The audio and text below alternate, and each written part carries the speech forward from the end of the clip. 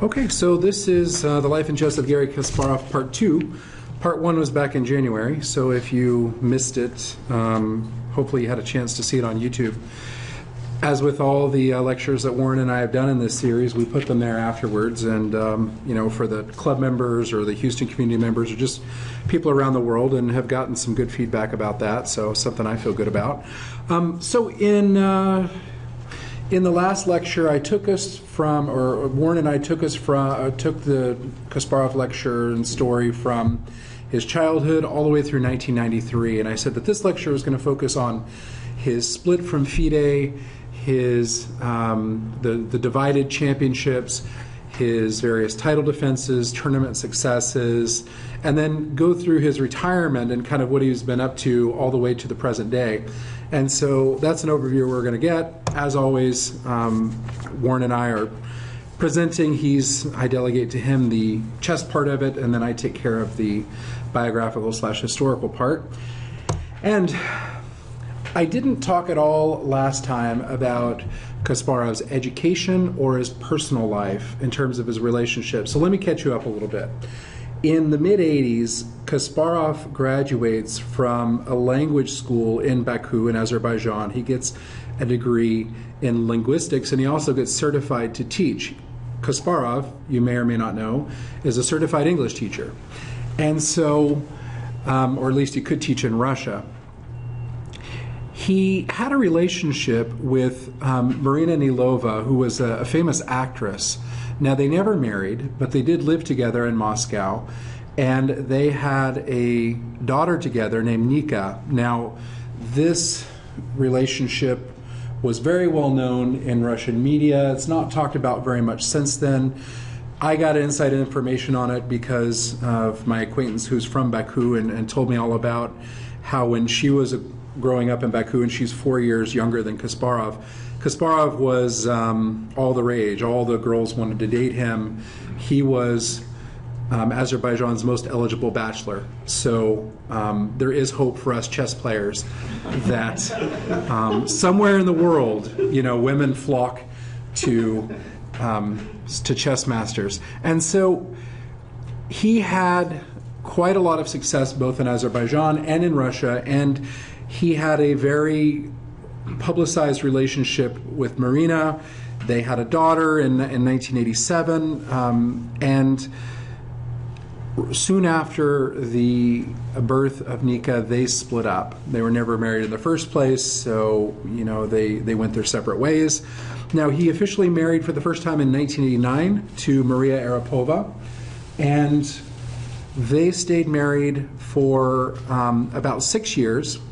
And they had a daughter together named Polina.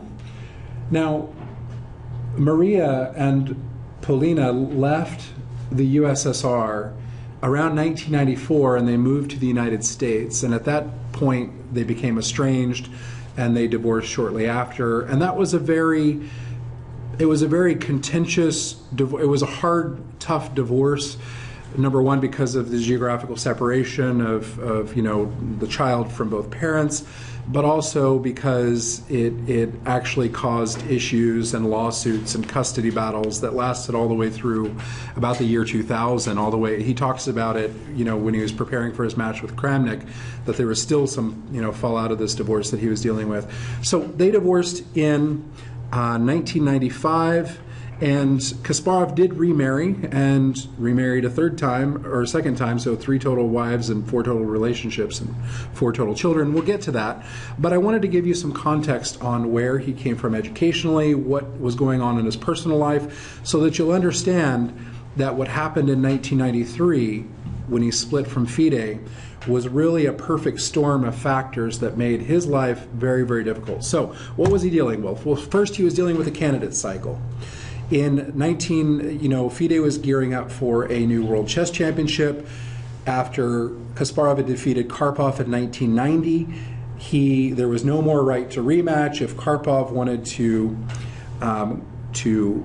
compete again against Garry Kasparov, he had to qualify through the candidate cycle. And so through a series of tournaments and then seeding into match play brackets, you can see that the people that emerged from that bracket or the person that emerged from that bracket was Nigel Short. So Nigel Short became the official challenger for Garry Kasparov and had defeated Jan Tinman, he had defeated Yusupov, and Karpov,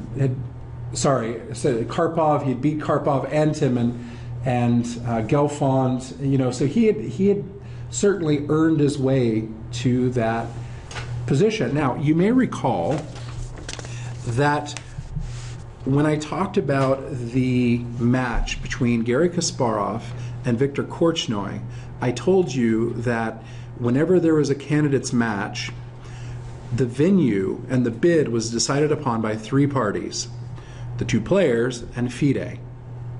And I told you that in that instance, Florencio Campomanes, the FIDE president, had selected Pasadena, California as the venue for Kasparov's match against Korchnoi, despite that not being the top choice for either candidate.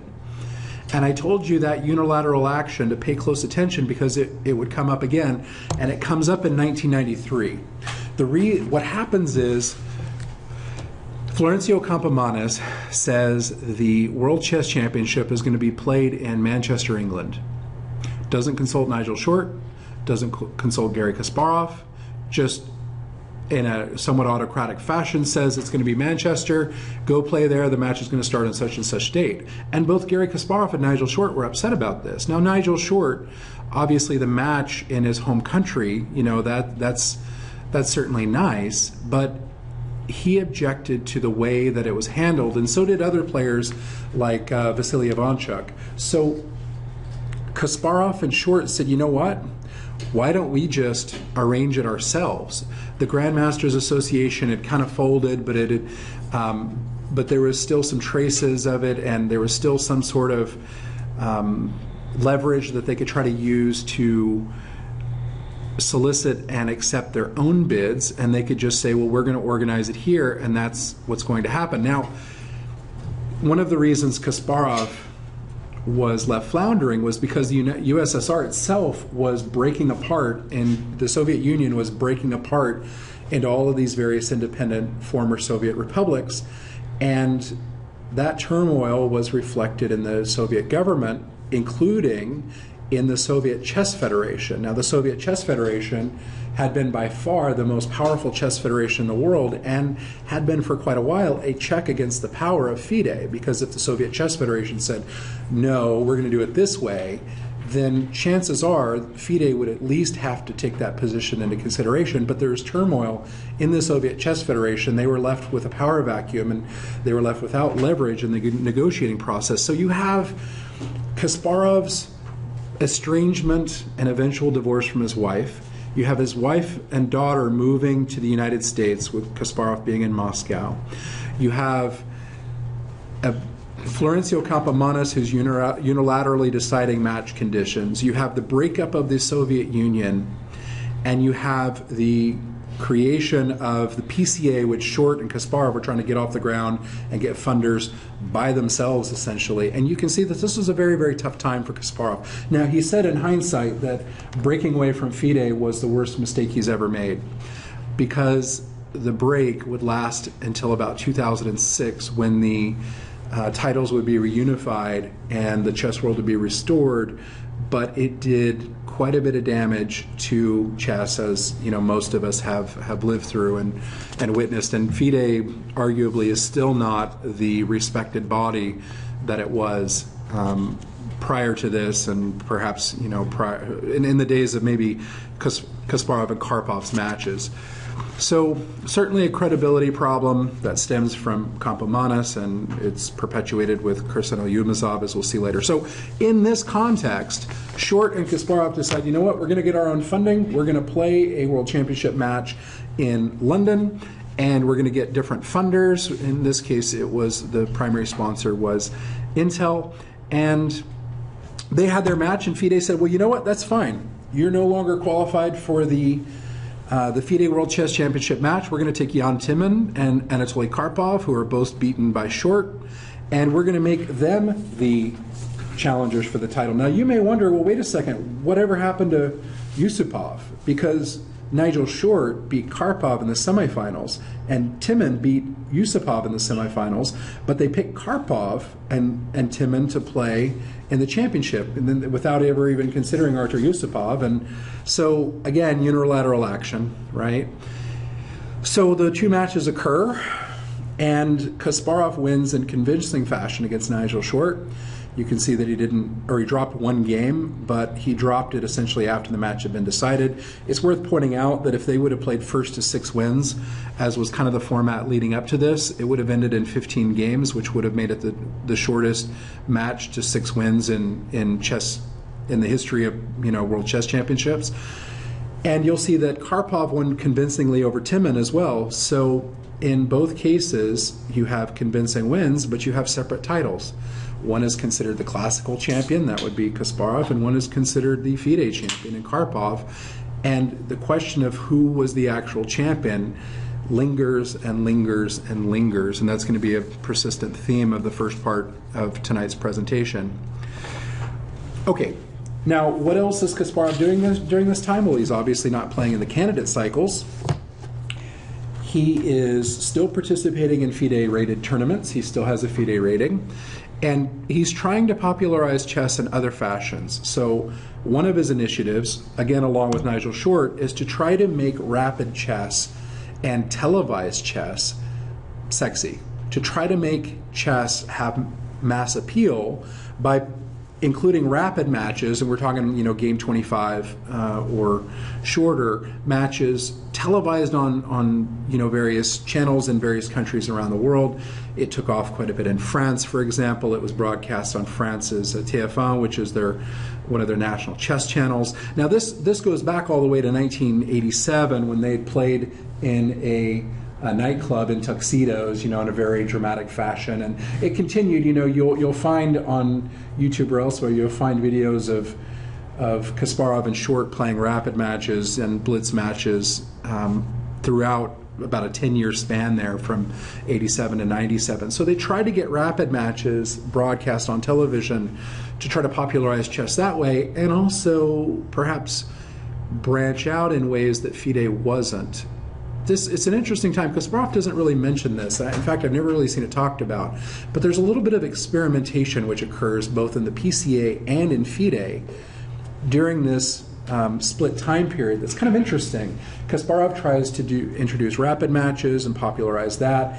FIDE, under Kirsan Yilmazov's direction, implements knockout matches for the World Championship, which did not go over well. And so there was a little bit of experimentation. Ultimately, none of it really created a lasting impact. But Kasparov tried to stay busy not only as a player but as an organizer, and that's a pretty big toll. Okay. Oh, and it's worth noting anecdotally that Kasparov's initiative with rapid chess spelled the end of his relationship with Botvinnik. If you recall from the Soviet School of Chess lecture, I said that Botvinnik hated blitz. He played perhaps one game in his entire life on a train as he was evacuating during World War II, and he refused to play rapid, and he thought that blitz and rapid chess were rotting undermining the purity of the game from kind of the inside out, and he was sternly opposed to rapid chess. And so when Kasparov approached him in the early 90s about being the arbiter of a series of rapid matches in Moscow, Botvinnik basically told him to get the hell out, and that spelled the last opportunity for Kasparov to kind of make amends with the patriarch, and he expresses some regret over that. But as we've established in the Soviet School lecture, Botvinnik was uncompromising about many a thing, and rapid chess was certainly one of them. Okay, so let's give you a taste of how Kasparov was performing during this time period, and for that we'll look at a game which was played in 1994 between Kasparov and Shirov. And Shirov's going to come up again, and was certainly a very strong player in this time period and still today. And for that, I'll turn it over to Warren for our first analysis. All right, thanks. Yeah, this game is one of Kasparov's favorites. He considers this, you know, basically his best creative achievement. And, you know, the reason is because I think it's different than the style that his games normally follow. Oh, whoops, I lost my connection. Okay.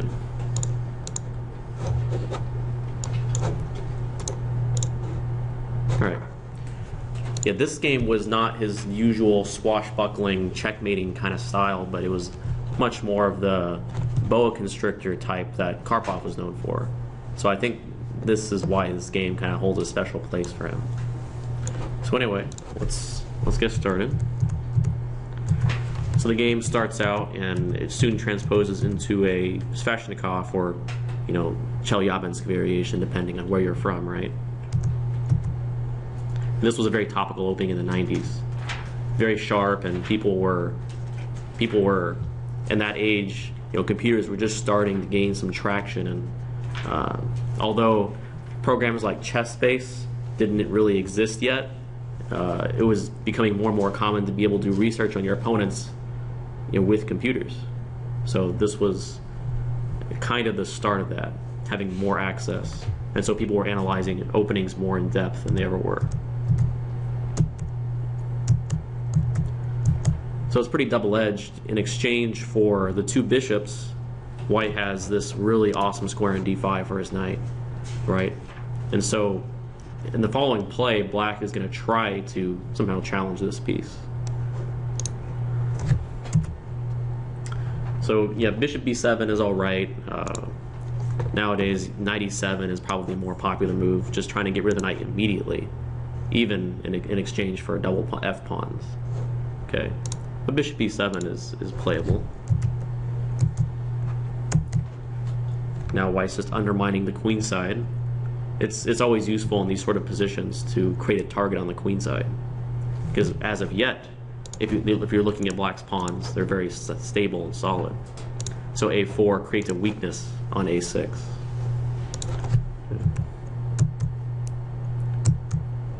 And here's where it gets kind of interesting.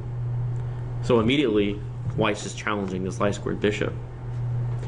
Now, Shirov just played a natural-looking move, knight c5, defending the bishop, but it turns out this is probably a losing move here. Probably his best chance was actually rook a7.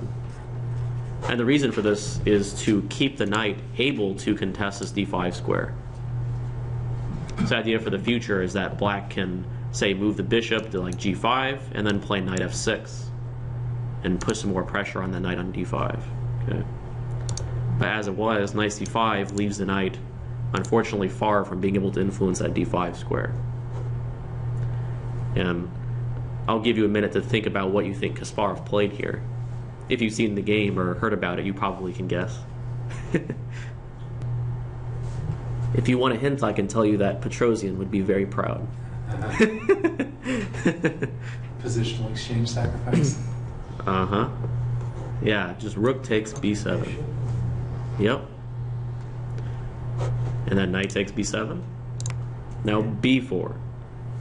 So in exchange for the rook, yep, in exchange for the rook, white has obtained complete dominance over this d5 square. I mean, black is so many moves away from even being able to challenge that square. It's not even funny. And this b7 knight, of course, has just hardly been playing. Now, Kasparov says that, you know, after he played b4, this GM from the B group in that tournament, you know, that's the, you know, second class group, right? One of the guys came up from that and said, you know, rooks are better than minor pieces, right? And he said, I guess I missed that lecture. But yeah, it's a pretty cool sacrifice. I mean, this made a huge impression on me when I saw this, because, you know, tactically, white has basically no compensation. I mean, it's just an exchange. White can't just win pawns or anything like that. But it really speaks to how important it is for your pieces to have targets to attack. And here, black star squared bishop, he's got nobody to attack. His role is nothing. This b7 knight also has no role. He has no targets. But we look at white's knight just exerting dominance over the board, and this knight can come via e3 or a3 to c4 and target this weakling on d6. And white's bishop can also come in and plant itself on b5 or d5, and it has a target on a6 already anyway. See, when I would look at that, I mean, why? The immediate thing I would think is, why not just push the pawn a6 up? I mean, what's preventing black from doing that? And then, well, right away, I don't think he did that. I mean, yeah, he played bishop g5. If a5 right away, bishop b5 is really annoying, because now you have to play king f8, and not only are your minor pieces bad, but now your rook is stuck on h8. So, but yeah, eventually he does move that a pawn, but just to activate the knight. But yeah, that's what you're saying. yeah, but it's just a cool position. Yeah. I mean, looking at it with my eyes today, you know, it's almost an obvious exchange sacrifice. You know, that's because I've been influenced by games like this, and then a later Kasparov game I'll show you too. But it just really makes you think about chess differently. Makes you try to make sure your pieces have targets, because otherwise they're just useless, right? So I think that's just really instructive. By the way, Kasparov is still proud that you know, engines today, even still, rook takes b7 is not their first recommendation. They still don't prefer it. So he's still proud of that fact. You know, I guess he probably considers that almost like a justification that, you know, computers don't understand chess as well as he does. You know, and you know, Lucas will get into later why he might have a resentment against chess playing computers. Okay. So anyway, bishop g5. I mean, this move is, I wouldn't call it sneaky, but if white plays knight e3, then white and black will gladly exchange it for that knight. Gladly, right? Because it has no targets, so you might as well exchange it for a white knight that can do something. So even though it's exchanging a bishop for a knight, which is heresy generally speaking, of course, but so that's why he chose knight a3, just avoiding the exchange.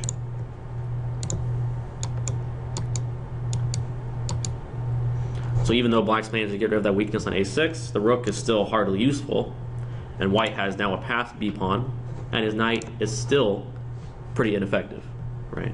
It's hard to develop his pieces too. I mean, you can't find a good square for a queen. You know, put it on b7, you just get forked, right? So he puts it on this b8 square. Kind of awkward, but hard to say. Now h4 is an interesting move. The point of it is to force black's bishop to commit somewhere, because black would like it to be able to stay on this diagonal because it controls a couple of squares that knight can go to. But the problem, if black plays bishop d8, which may have been relatively best, by the way, but the problem is then it's hard to see how this rook is going to get activated. And not only that, what you can do with this knight, which is now stalemated, right? But, you know, of course, black really doesn't want to keep it on this diagonal because, again, it's attacking thin air. So it really puts black in a tough spot. But this move is just incredibly strong, forcing black to make that commitment.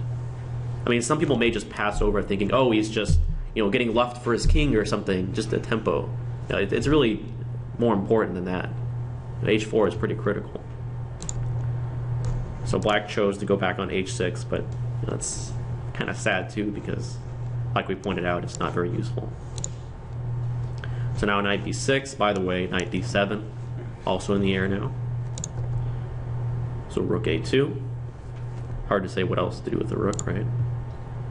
Castle. So not playing knight d7 because you could just take the rook on f8, but again, what use is it? Right? It's hard to say that your knight's better or worse than the rook.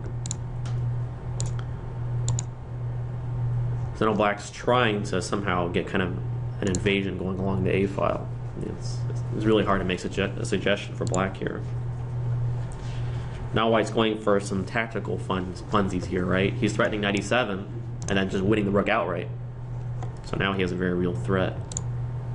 And you know, he gave back the exchange, although it turns out he had an interesting try here. By the way, knight d7 was probably a mistake. In retrospect, I guess bishop b5 was stronger, with the idea of playing, say, bishop c6, b5. Okay. Black actually has a clever defense after knight d7. I mean, position looks scary because, for example, if say you play rook d8, knight e7, king h8, now queen f7, And the problem is, if you say take this bishop, then knight f8. And you have this problem with queen g8. And black cannot guard it because it's just mate, right? So this is what black was afraid of. But he could have played the clever rook a8. This makes a difference now.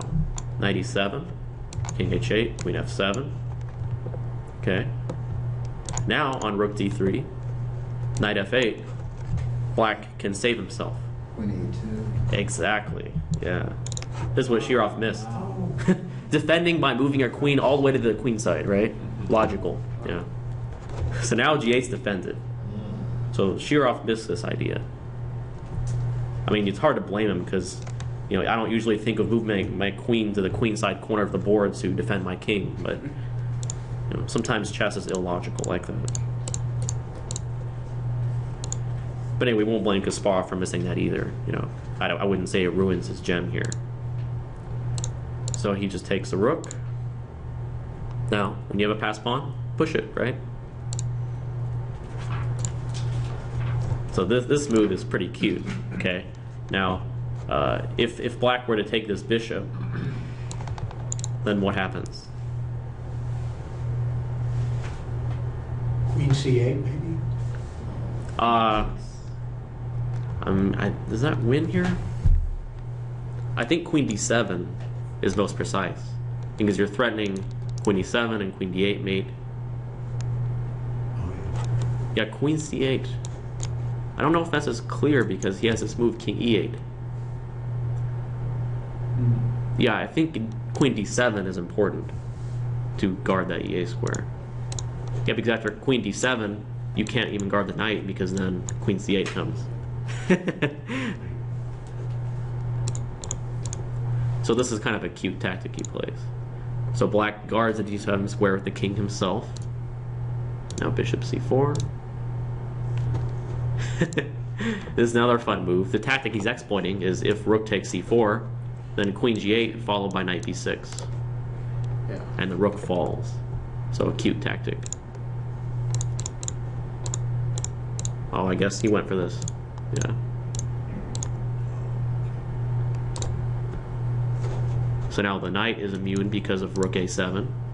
So you know queen c4, rook a7, and you know black's in big trouble, right? The knight's gonna fall.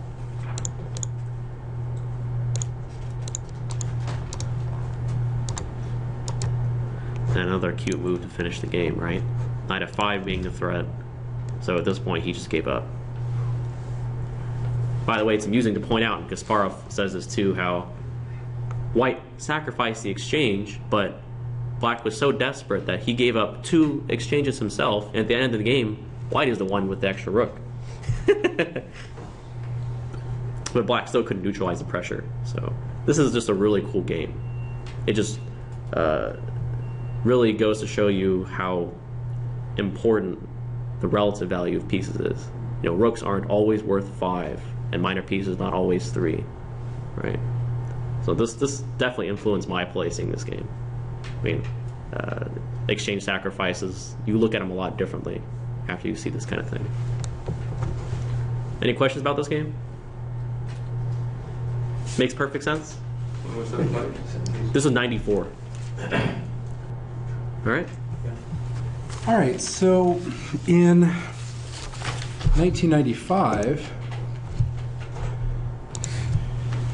Kasparov defended his chess title, his PCA title, for the first, well, he successfully defended it for the only time, but he defended it for the first time against Vishy Anand. And so Vishy Anand qualified for this match through a format similar to the candidate cycle that you saw with the previous bracket, qualified for this match by defeating Michael Adams and Gatakomsky. It's very interesting, actually. Gatakomsky was played in the FIDE Championship in 1996 against Karpov and lost, but for a moment it looked like Gatakomsky might be the challenger in both sides, in both systems. It didn't quite work out that way, but it was close. And what is What's interesting is that most of the players at the time, with the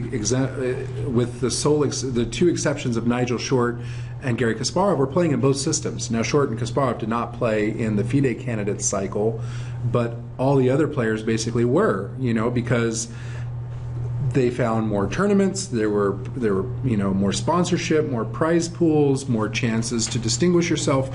Why not? And so this match was played at the World Trade Center in New York. And little known fact, the match started on September 11th, 1995, 6 years to the day before 9/11. The first move in the match was made by the honorary first move. Anybody know who made it? Rudy Giuliani. Yeah, he played. Anand started with white, and he played 1c4. Now, Anand took that move back and played e4, but the historic first move was played by Rudy Giuliani. So there was and it had a lot of prestige. Intel was backing it. They had, I think, like a $2.5 or $3 million prize pool. They had great photo ops. Like this was taken on, I think, the 107th floor of the North Tower. They had television coverage from the BBC and CNN. So this was very well publicized. It was very well funded. It was very well fought. You can see that it started with 8 draws, and Anand actually jumped out to a lead by winning game 9. Now, Kasparov tends to make excuses for his losses, and he says that he was so excited by an opening idea that he had that he had to wait until he was white to play it again, that he kind of lost focus in game 9 of their match and lost. But then in game 10 he got to play that novelty, and he got to destabilize Anand and then go on to win, game 11 and 13 and 14, and by then he had simply run away with it, and he just drew his way out until he won the championship. I also think it's interesting that you could win a match pretty convincingly and still lose 32 rating points, but that just shows how far above his contemporaries he was in terms of rating. So he successfully defended his title in 1995.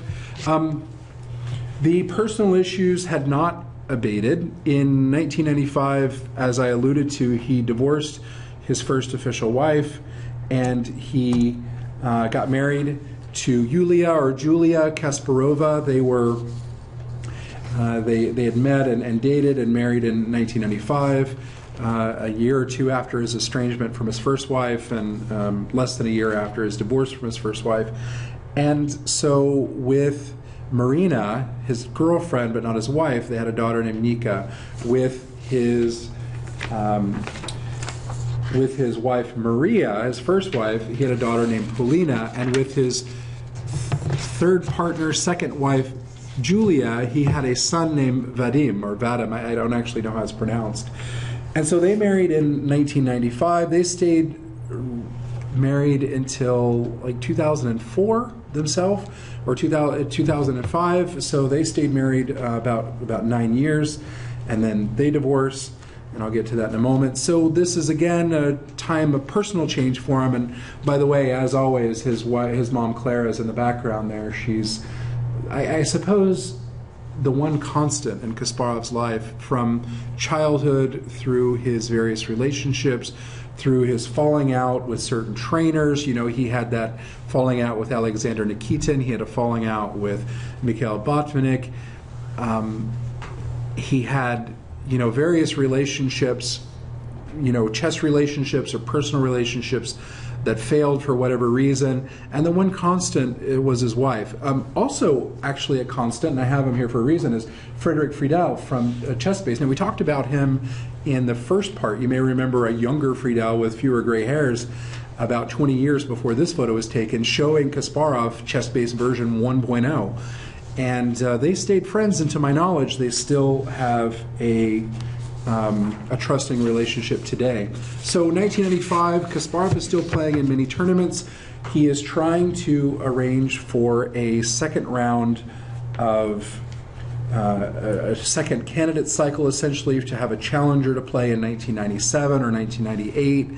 that doesn't work out, and we'll get to it. But before we talk about that, let's talk a little bit, as Warren alluded to Kasparov's history playing against computers. Now, Kasparov has played against computers, as we got into in the first part, since the early 80s, when he played like a simul against several different computer programs at once.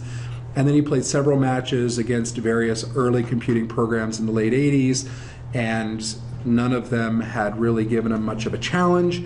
And Kasparov boldly stated in his 1987 autobiography, "No computer can ever beat me." He also said in that same book that women beating world champions could only happen in fiction. And in part 2 of our lecture, we're going to see that foot goes cleanly into mouth, because both of those predictions proved, flat out wrong. Now, the first major match between Deep Blue and Garry Kasparov occurred in 1996. It was sponsored by ACM, the Association of Computing Machinery, still exists today, and it was between a computer designed by IBM and Kasparov. Now, IBM, of course, still prominent, still exists today. The first match was pretty close. In fact, Deep Blue won the first game of their 1996 match. Then Kasparov won, and then there were a couple draws, and then Kasparov won as black against Deep Blue. That's pretty important in Game 5, and then won again in Game 6, so that he won pretty convincingly in that match. 1997 was a little bit different. In the first game, Kasparov as white wins. Deep Blue as white wins. They have a couple of draws. This is looking very similar to their 1996 match. But all of a sudden, they're going into Game 6 of their match with the score tied 2.5 to 2.5. And in this game, Deep Blue as white wins to end the match 3.5 to 2.5. There's a lot we could talk about with this particular match. Kasparov was convinced that that Deep Blue was cheating, not necessarily the computer, but he felt that the programmers for IBM were cheating. He thought that the computer program that he played in Game 1 of their 1997 match was not the same program that he played in Game 2 of their 1997 match. He felt that the programmers had gone in and made significant modifications with the input of the various grandmasters that were consulting with IBM, and he asked for IBM to release the logs of the computer to see how it had evaluated at certain positions, to see if they had manually modified it even during the game itself to change the computer's modification so it'd pick a different move. And he led kind of a public campaign to get them to divulge those logs, and to my knowledge they never did. So he sees conspiracy theories there. He also points out that that Deep Blue had access to every single game that was publicly available for Kasparov, but that the programmers did not make available any of Deep Blue's games that Deep Blue had played. And this gave Deep Blue, in Kasparov's mind, an advantage because it had access to his opus, and he didn't have access to Deep Blue's opus. And so Deep Blue was able to essentially prepare for Kasparov, but Kasparov was not necessarily able to prepare against Deep Blue. It's an interesting criticism. I think it has some validity. The point remains, however, as with almost any engine starting in the mid-90s and certainly prevalent today, at that time, any inaccuracy or mistake would probably result in your loss. You had to play very precise chess to be able to beat the engine. Today, as we know, it's practically impossible to even draw against the strongest engines out there, because their opening books are incredible, and because the number of plies they can calculate is so extensive, and the number of lines they can evaluate, and their in-game tables are all perfect. any in-game table that has been solved is present in the program. So if it gets to one of those in-game positions, it's a automatic win essentially. So this marked a turning point, obviously, in the history of engines. Now, you may recall from the Soviet school lecture that Mikhail Botvinnik was a computer scientist and had spent many, many years, 20 plus years, trying to develop an engine that could play chess as well as a human. And you may remember from the Fischer lecture that Fischer was compared to a computer. And you thought Carlson maybe was the first person to be compared to a computer. No, it was Fischer. Botvinnik's approach did not work because his approach was to try to train a chess program to essentially create an artificial intelligence that could think like a chess player. That didn't work. Instead, the solution that was found was to leverage improving technology, notably Moore's law, where processors get more and more sophisticated and more powerful, to essentially create brute force programs that can just evaluate millions of possibilities, in per second. Was eventually the result, until they could brute force their way to a win. So that's how Kasparov lost the match. He talks about how he was quite surprised, and I'll let Warren get into that. But the pivotal, so we'll look at our next game here, where Kasparov, this is game 6, the pivotal game of their 1997 match. And the position that I've noted on the in the image there is perhaps the pivotal position. But I will let Warren explain to you why it has such significance and how it marked a turning point in our perceptions of computers, and certainly a turning point in chess as a whole. So, yeah, as Lucas pointed out there, and you saw in the match tables, the match didn't end badly until the last game. I mean, the result was still up in the air. Deep Blue did have white, but if they had drawn, then it would have, history would have been written differently, right? So let's go to the game. In a way, Kasparov was kind of psyched out by the computer. Now you may notice from that position that the opening was a Caro-Kann. Now, Kasparov is famous for his Sicilian defense, King's Indian defense, aggressive, sharp openings, right? Caro-Kann does not really fit into that category. Now, to be fair, he did play it a few times when he was younger, but especially when he matured as a chess player, the Caro-Kann was not exactly in his regular repertoire. Okay, so I think he kind of got psyched out by choosing this opening and altering his style of play because of who he was playing. I think he was probably intimidated to enter any kind of sharp position with the computer because he probably felt that it would just see to the end and he wouldn't. So any kind of speculative sacrifice in an aggressive position, he probably might have thought it wouldn't end well. But even so, he took a bet within this opening, and he knew what he was doing. So, basically he played hope chess, and the computer called his bluff. So I'll show you what I'm talking about here. So this was a line that he'd played with Karpov and the Nons. He was familiar with the following position here. Now, by the way, one cute little trick to note is that h6 is not such a good idea in this position. How should white play? 96? 96. Yep. Yeah, because we have this mate threat on g6. Yeah, black has to play, queen b6 or a5, and then white gets the two bishops. So this is no way to play for black. So e6. Okay. Now knight f3. And now Kasparov even knew that the best move here is just bishop d6. Just developing that bishop. And next you can think about h6 or castling. Okay. But he took a bet. He prepared for this game thinking that after h6, the computer wouldn't make a, arguably, I guess, speculative sacrifice here. He was betting on the computer playing knight e4, when black can then exchange off a pair of pieces, and he was doing fine. Okay. But, Deep Blue did not play this. Instead, Deep Blue almost instantly took on e6. And Kasparov, apparently he just instantly was. You could tell he was upset. It's like oh,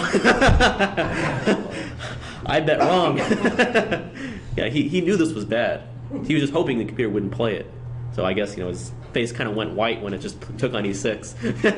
They revealed later that Deep Blue actually had this in its opening. Yeah, exactly. That's why it played it instantly. Yeah. Because this was just booked for it. It knew that H6 was bad, and the answer was to take on E6.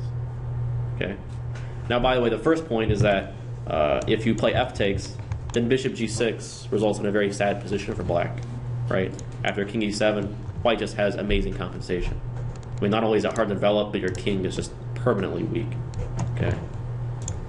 So, hence, that's why you see this move Queen E7, right? Pinning the knight. But now just castle. And Black's in a tough spot now because Queen takes fails to Rook E1. So nonetheless, he's going to lose the right to castle. Yeah, this White just has amazing compensation. I mean, computers today also love White's position, of course. It's +1, +1.5. It's just Black's maybe not forced to bleed lost, but it's not fun to defend. So we'll see quickly that Kasparov just ends up in an indefensible situation.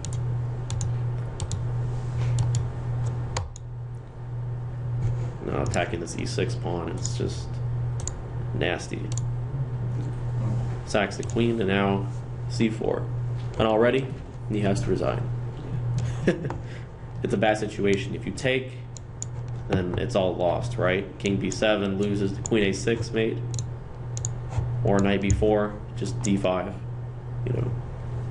It's a sad position. So Kasparov was just crushed, kind of unrecognizable in 19 moves. It's amazing to see this. Definitely historical. I mean, from Kasparov going from no computer could ever beat me to getting crushed in under 20 moves. But part of it was also the psychology of it. He played hope chess, and he was punished. So I think it's a pretty interesting game. You have any questions about this? I got one. Sure. You could argue that the computer in this and in other games is really cheating because its memory is different than the memory of a person. Its memory is perfect, and it can never, ever forget. Yeah. So has there ever been any competition where the computer is bereft of that and starts completely from scratch without any books or anything but its own calculating power? I mean, that would be a fairer competition, really. Because then the computer's put on its own devices instead of having basically thousands of other computers hooked up too. They do have computers that do Fisher random, and there's 960 possible opening positions, so there's no real opening book for it. Yeah, but I don't think a human opponent could beat a computer in Fisher random even. Yeah, I mean, that's an interesting question. I've never seen that explicitly. I mean, definitely computers are less reliable in the opening stage, hence, why they use databases for their opening books and such, instead of just evaluating freshly. I don't know if I've ever really heard of a match where they excluded that possibility. Although, I will point out in this case that memory was really not the issue. Kasparov knew this was bad. Yeah. He did not forget. He knew what he was playing was bad. He was just assumed the computer would not play the speculative pawn sacrifice. Yeah, but the computer had, I think, 3 games in its database or so where White had played that sacrifice, and White had won, I think, all of them, or was 2.5 out of 3. So the computer looked at it and said, well, this is what White does in this position. Boom, take it. Mm-hmm. And presumably, if that was the case, the computer would have been able to figure it out on its own with the evaluation. I don't know. Maybe. I mean, it's hard to say what it would have played. Kasparov was assuming it wouldn't be able to figure it out. But it was definitely Kasparov's bad. I mean, he shouldn't have played hope chess. Yeah, all right. Okay, so the PCA was, so Kasparov and Short's rival organization was sponsored by Intel. And Kasparov played his match against Deep Blue, which was made by IBM. Now, this did not make Intel very happy, because Kasparov is essentially working to promote one of their competitors. And so when it comes time to renew the contract, the sponsorship contract for PCA in 1997, IBM or Intel says no. Now, Kasparov attributes this to relentless media attacks. And in his book, Kasparov on Kasparov Volume 3, I don't necessarily agree with that. I think that it's just a simple, business decision for Intel to decide that Kasparov is not their best investment. And so, as the fallout from this match, or as the fallout from that loss of contract, the PCA essentially folds. And Kasparov is left scrambling to find some sort of financial backing to get a world championship match in 1997, 1998, sometime. It doesn't happen. In fact, Kasparov plays Anand in 1995, and his next match to defend is not until 2000, when he defends against Kramnik, which we'll get to, or tries to defend against Kramnik. And so what happened in the interim? Well,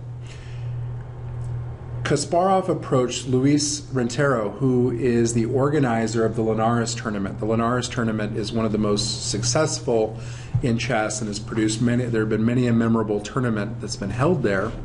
And Rentero is essentially the guy behind it, who's getting all the funding, who's organizing everything. And Kasparov approaches him about trying to organize a championship match. He agrees to try to do that and get some funding together. And Kasparov says, okay, let's take the top two players in rating, after me, of course, which would be Anand and Kramnik, and they'll play, and the winner of that match will play against me. Well, Anand didn't want to compete in that match, and there's various speculation around it. It could be personal, it could be chess based. Maybe he was still somewhat reeling over his loss in 1995. Who knows? Instead, they take the number 4 player on the rating list, with Shirov, and have Shirov play Kramnik for the right to challenge Garry Kasparov. Shirov is the underdog, but in surprising fashion beats Vladimir Kramnik to earn the right to challenge Garry Kasparov. Well, there wasn't the same interest in organizing a match between Shirov and Kasparov as there was between Kramnik and Kasparov. Kramnik and Kasparov is a good story. You have another Russian K figure, for one, and Karpov, and then Kasparov, and then Kramnik, and you also have a story in that Kramnik was a student at the Kasparov-Botvinnik school. He had been a student of Garry Kasparov's. So you have this story that's not working out because Shirov just did the wrong thing and won, and the sponsors backed out. Now, so this match fell through. Another reason this match never occurred is because the sponsors probably recognized that it would not have been competitive. I've included the head-to-head record of Garry Kasparov versus various different champions and strong chess players, and you'll notice that he had a crushing margin against Shirov. Shirov never beat him in standard time control. Now, Anand, had a pretty negative score against him.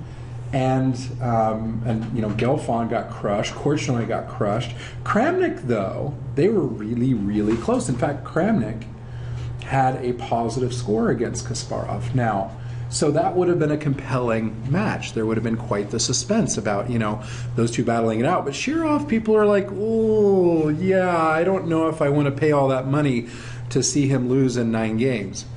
Or however long it would have been. And maybe I'm not giving Shirov his due, but the point is, in terms of their style, it's just how it worked. Warren was talking before the lecture tonight about how Tal was just really dominant and crushing, but he had a strongly negative score against Korchnoi. Korchnoi was just, he had some sort of blocking, and a lot of players do.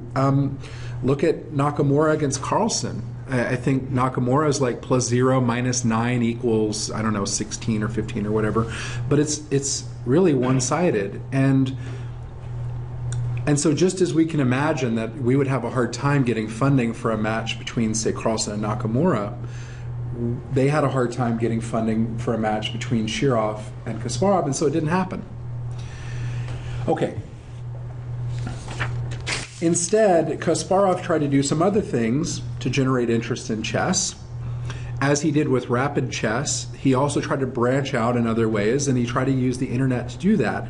And in 1999, Microsoft, MSN Network specifically, organized an interesting match called Kasparov versus the World. It started in June, and the rule was Kasparov would play white, the World would play black.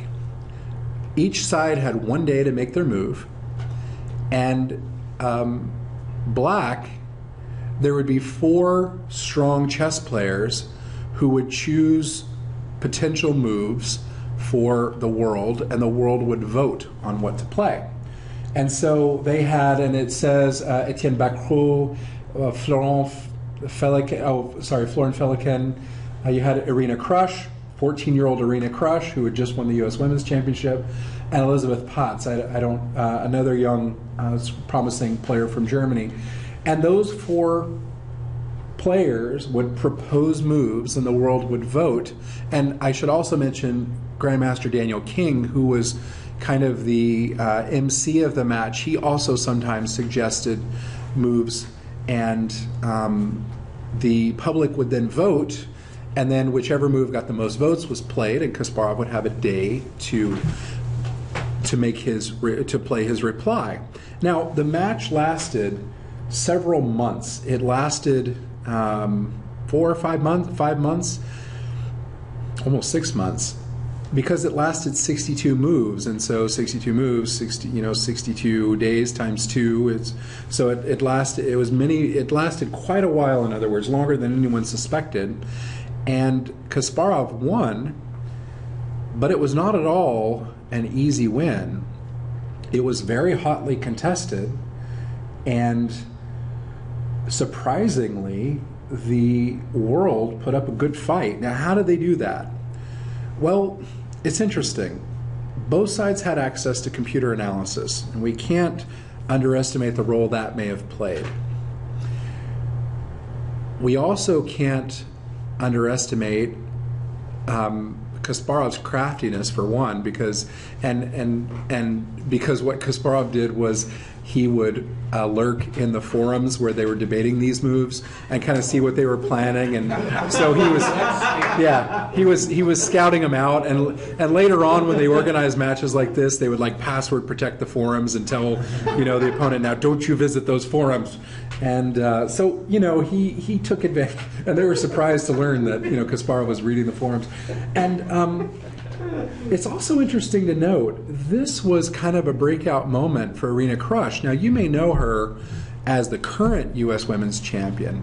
She's won that title 4 times, I think, and the first time was when she was 14 years old, back in 1998, right before, like 6 months before this match.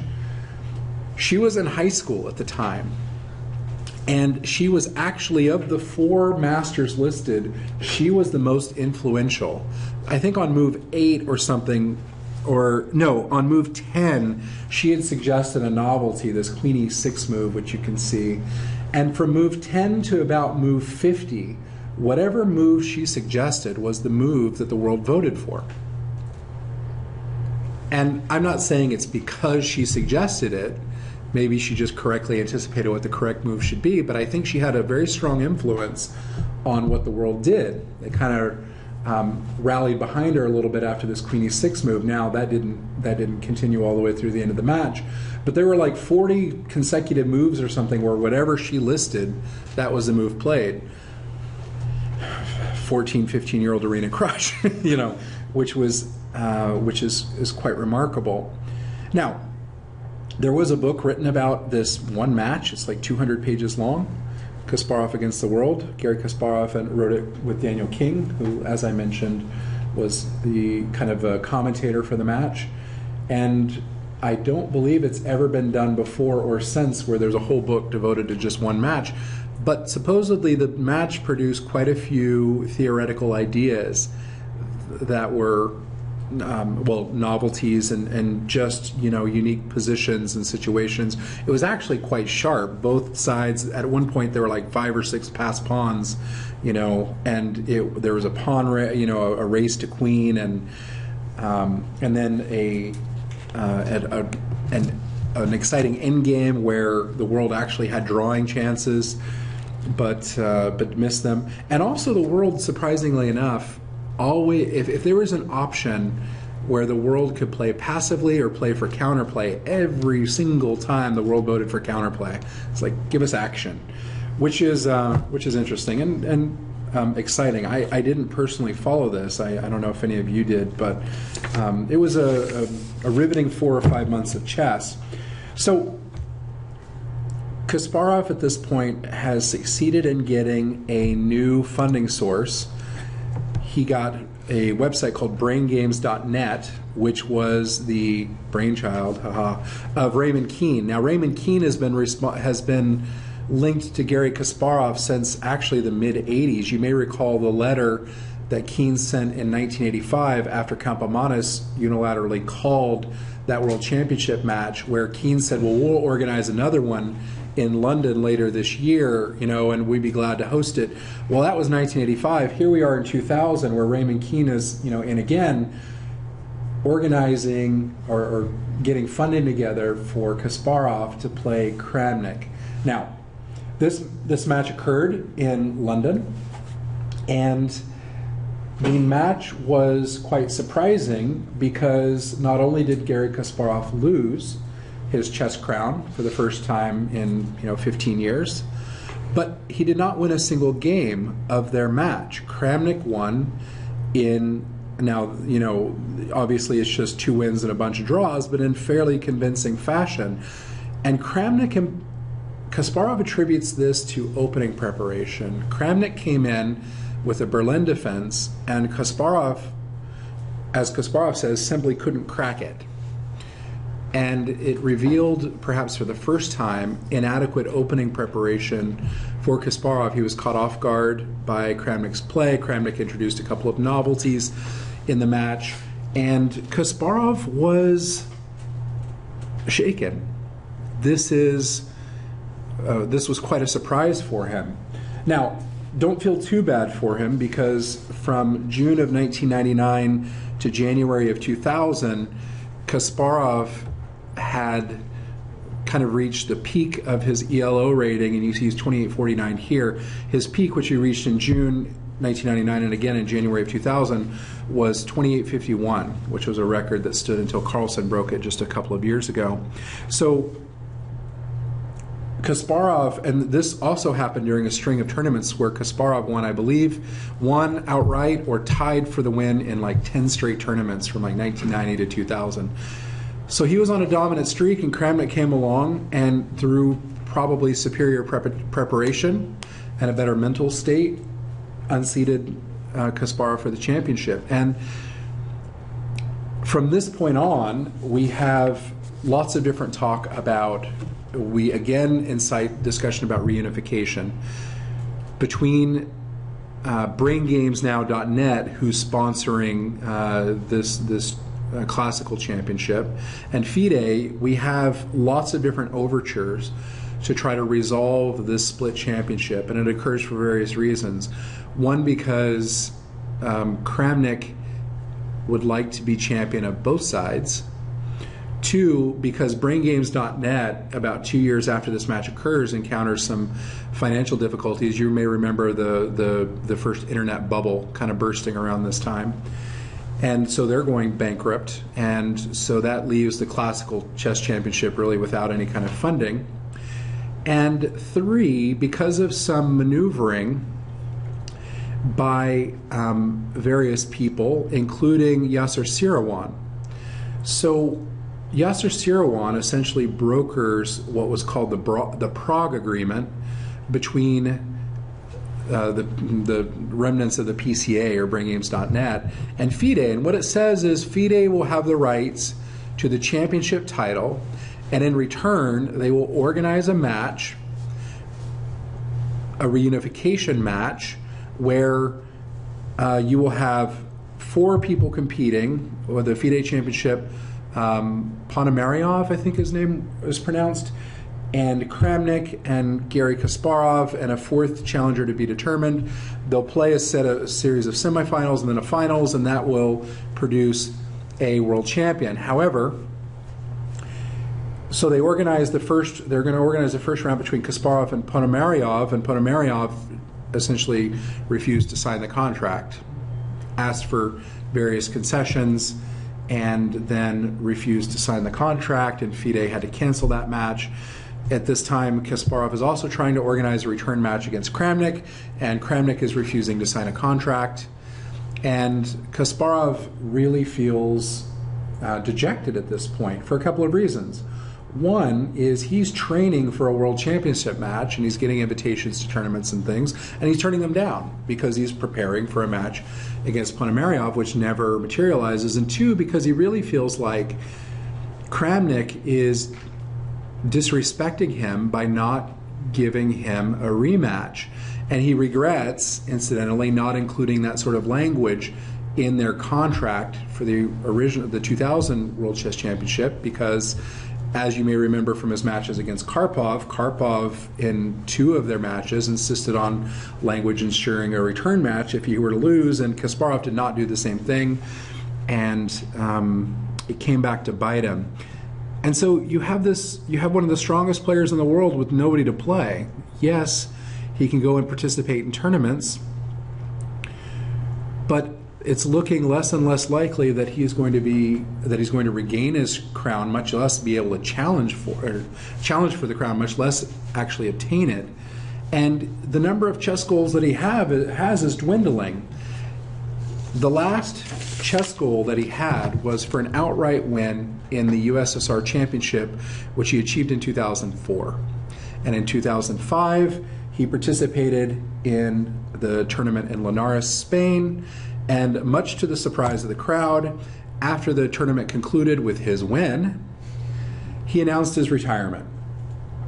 So he said, it made a difficult decision, and he had talked to those close to him before he announced it to the press. And actually, so in the last round, let me set this up for you, he played Topalov, and he lost. And he still won the tournament, but he lost his last match. And he, hated going out on that note, but he felt that the time had come for him to retire. A couple of reasons. He cited the fact that he had achieved all of his chess goals. He was, I guess, realistic about his chances of challenging again for the World Chess Championship. He wanted to win long enough for his son Vadim to see his dad do well and win, and he had achieved that. And that meant that Kasparov had nothing left to accomplish in chess. So he said, I'll still play for fun, but but I will not participate in any more FIDE tournaments. And that's been the case. He's played various events around the globe, simuls and rapid matches and blitz matches and things like, for fun. You may have seen him at the Sinkefeld Cup last year playing around with, he was partnered with Rex Sinkefeld, and they were playing against Magnus Carlsen and I think Rex's son. And you may have seen some of the fun games like that, but he's not played standard time control competitive chess since March 10th of 2005. And it's been I would say it's been the loss of the chess world. But before we go remembering Garry Kasparov going out on a loss, let's instead think of the great games he played. And his last game was a loss to Topalov, but his best game was a win against Topalov. And several different players have their immortal games. Kasparov's immortal was at Vikensee 1999 against Evgeny Topalov. And for a presentation of a very beautiful game, I'll turn it back to Warren. Thanks. Yeah, this game was fun. This might be one that you've all seen, actually. This is probably one of the more famous games that I've gone over in our lectures. Actually, before I get to that, I just want to mention a point about the Berlin defense and in Kasparov and the Kramnik match. So the Berlin goes like so, right? And in that match, Kasparov only played castles, and then enables black to play knight takes e4, and you end up in this endgame. And this is what Kramnik used to draw as black almost every single game, right? I don't think Kasparov played e4 every game, but it was because of that match where Kramnik never lost a single game that it earned the nickname Berlin Wall, not just Berlin Defense. That match is what gave it its nickname, if you guys are curious. Anyway, let's get back to this game. So Kasparov notes actually that Topalov did manage to surprise him. This was the first time in his entire career he had faced 1d6. Not terribly surprising since it's kind of rare, right? But, it's not exactly a poor defense. It's perfectly playable. So we won't really worry too much about the opening.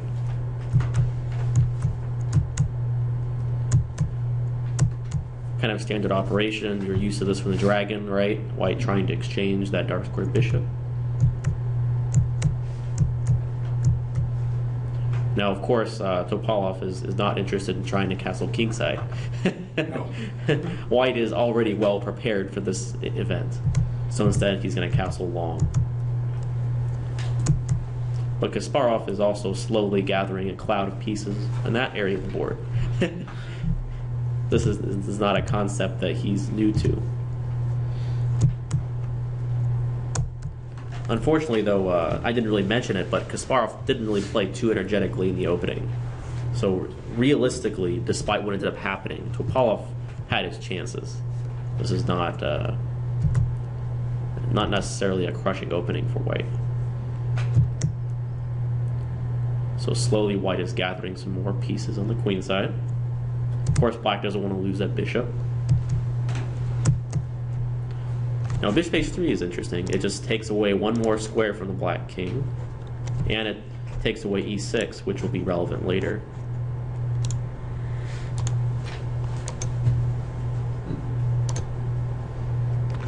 Now it gets kind of interesting. Now, objectively, it was probably best to retreat the knight, say like knight a2, probably best.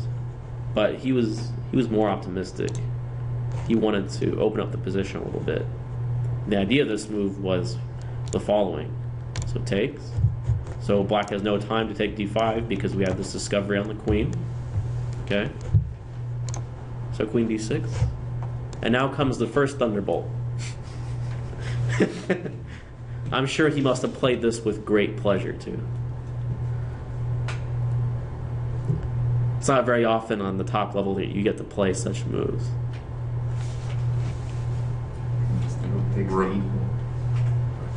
What's that? Yep. So there's the first thunderbolt. So for a pawn, White sacrifices. Now, Black has to be a little bit careful, and you'll see why in a minute. But he did miss a defensive chance here. Here, Black actually has a strong move. It just looks kind of weird. The best move for Black is actually king b6. Because White's tactics are based around the fact that the Black king gets stuck not having anywhere to go, and this White knight is a big part of it. So Black threatens quite simply just taking the knight. And unfortunately, after, say, White moves the knight back, say knight b3, Black can then take on d5. He doesn't have to accept the rook sacrifice. And he'll be fine. It'll just be an endgame. So this was the best way to play. But, Topalov didn't see anything clear, and, a rook sacrifice is a lot of material to invest. So if you don't see a checkmate, then, taking the rook is going to look awfully nice. So he did take. And Now the second thunderbolt comes. The most obvious move, queen takes d4, doesn't get anywhere because just king b8. Rook e7. Ah. Yep. There's the second thunderbolt. In 2 consecutive moves, white sacrifices both his rooks. Pretty shocking. I can't think of any other time I've seen a high-level game where this happens. You know, and they're not just exchange sacrifices. I mean, they're just rook sacrifices. Now, this one black can't take. If you take on e7, white takes, and black can't hide on b6. Go to b8, now queen b6. Dagger, right? If queen b7, how should white play? Just take the queen? Knight c6. Yeah, you gotta play knight c6. Just checkmate, right? Yeah. And the same story after bishop b7, knight c6, followed not by taking the queen, but my mate, of course, right? So the second rook sacrifice cannot be accepted. So the king has to go forward, right? And now again, black doesn't have a whole lot of choice, okay? If queen c5, then just queen f6. And now the knight's immune because of the fork on b4. Okay. So the king has to continue marching forward. b4, again, the king has to keep going forward, right? So now the king is stuck on a4, but it's still not so clear, right? Because white still has to, I mean, it'd be nice if white can get the queen on b3. But right now it's not immediately obvious how to get there. And black can defend that square. Apparently Topalov during the game was optimistic here. Although, you know, he probably should not have been. Yeah, he played queen c3 to threaten this mate on b3. Right. But it turns out that he had a much prettier way to play. White can win in pretty fun fashion here. Rook a7. Ah. Either someone's brilliant today or they've done their homework. Yeah, white has a cute idea here. So of course now the queen cannot move off this third rank because of the mate. Okay. Okay, now let's say black decides to try taking on d5. So the line I had looked at was knight takes d5. And now white can win by so rook a6. Rook a6 takes and queen b2. Queen b3 being threatened, right? Knight c3 takes. Bishop d5 and king b2. With queen b3 mate being unstoppable. Bishop is there, isn't it? Yeah, with the pawn. And pawn will take Yeah, all- so- that's always the threat there. You can see that before. So the pawn mate is the key here to white's Yeah. threat. And that's That's just unstoppable. avoidable checkmate. I mean, you could delay it with queen e6, but then just takes. And then we have this cute mate, right? Oh. I see. You would think it's a puzzle, but it's actually a game. Yeah, if instead bishop takes, though, I guess just king b2. Yeah. What can black do? Then queen c3 is just Wouldn't- deadly. Wouldn't black just do rook c8? Yeah, you could. Rook Oh no, c8. bishop, never mind, bishop on h3, never mind. Well, you do, actually you need that to guard that square. Oh, okay. Amusingly, I think. Well, queen d3, queen e5. Well, if rook goes there. So maybe he takes and then here. Yeah.